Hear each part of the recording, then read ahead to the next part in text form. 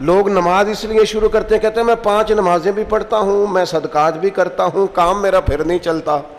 تو میں کہتا ہوں تمہیں پتہ ہی نہیں، نمازی کے لیے تو آزمائش ہے، جتنا جتنا ایمان کامل اتنی آزمائش بھی زیادہ۔ اور یہ میں اپنے پاس سے نہیں کہہ رہا، حضرت ابو سعید خدری رضی اللہ تعالیٰ عنہ فرماتے ہیں میں نبی پاک علیہ الصلوۃ والسلام کی خدمت میں حاضر ہوا اور حضور کے دست مبارک کو چومنے کے لیے میں نے اپنے ہاتھ جب آگے کیے تو تپش تھی، تیز بخار تھا نبی پاک کو۔ تو حضرت ابو سعید خدری رضی اللہ تعالیٰ عنہ ارشاد فرماتے ہیں کہ میں نے، یہ سنن ابن ماجہ میں موجود ہے، فرماتے میں نے عرض کیا یا رسول اللہ صلی اللہ علیہ وسلم اتنا تیز بخار؟ حضور فرمانے لگے ہم پر جو آزمائشیں آتی ہیں نا انبیاء پر، وہ عام لوگوں سے دگنا آتی ہیں۔ یہ تو لاڈلے ہیں، یہ تو محبوب ہیں اللہ کے۔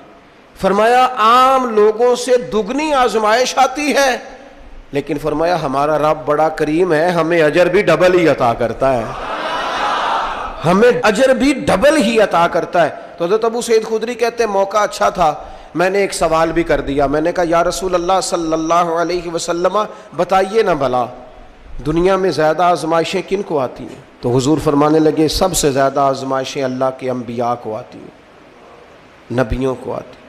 حضور اس کے بعد فرمایا اس کے بعد جو ان کے زیادہ قریب ہوتا ہے اسے آتی ہیں۔ لوگ کیا سمجھیں گے امام حسن کی آزمائش کو؟ لوگ کیسے سمجھیں گے سیدنا امام حسین کی آزمائش کو؟ فرمایا جو ان کے زیادہ قریب ہوتا ہے اسے زیادہ آزمائش آتی ہے۔ تو حضور کے سب سے قریب تو امام حسن ہے نا، امام حسین ہے نا، تو کیا سمجھتا ہے قربت بس نسبت کے اظہار کا نام ہے اور بڑے لطف کے ساتھ زندگی گزارنے کا نام ہے؟ تو نبی پاک علیہ الصلوۃ والسلام نے فرمایا بات بڑی مزے کی ہے، فرمایا پھر اللہ کے بعض بندے تو ایسے ہوتے ہیں جنہیں اللہ فقر میں مبتلا کر دیتا ہے۔ فرمایا ان کے پاس صرف ایک چادر رہ جاتی ہے، اتنا فقر ان کے پاس آتا ہے، لیکن جو حدیث کے آخری لفظ ہیں نا وہ وجد والے ہیں، وہ وجد والے ہیں، وہ سرور والے ہیں۔ ہمارا یہ مزاج ہوتا ہے کہ میٹھا میٹھا کھا جاؤ اور ذرا کڑوا آ جائے تو سویرے بھی رو شام بھی رو، حال ہی کوئی نہیں، غریبی بڑی، پریشانی بڑی، حضرت صاحب گھر سے بیماری جاتی نہیں۔ اور جناب کیا بتائیں، بعض لوگ تو ایسے ہیں جن کی بات سن کے لگتا ہے زندگی میں کبھی سوئے ہی نہیں، اتنے بڑے بڑے دکھ سناتے ہیں۔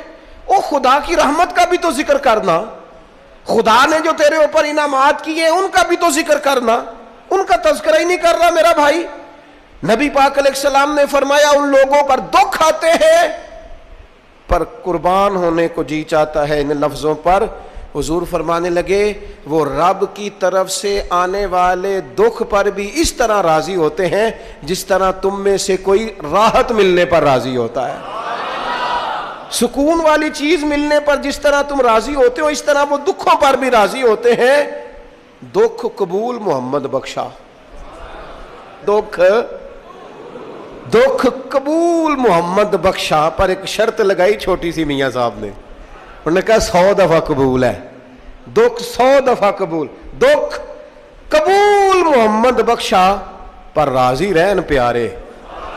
یہ شرط یہ ہے کہ تو راضی رہ، تو راضی رہ، دکھ قبول محمد بخشا، راضی رہن پیارے۔ اور حضرت سلطان صاحب کہنے لگے اساں کیتی ہے جان حوالے رب دے، ایسا عشق کمایا ہے اسی مرن تو پہلو ہی مر گیا، باہو تا مطلب نو پایا ہے۔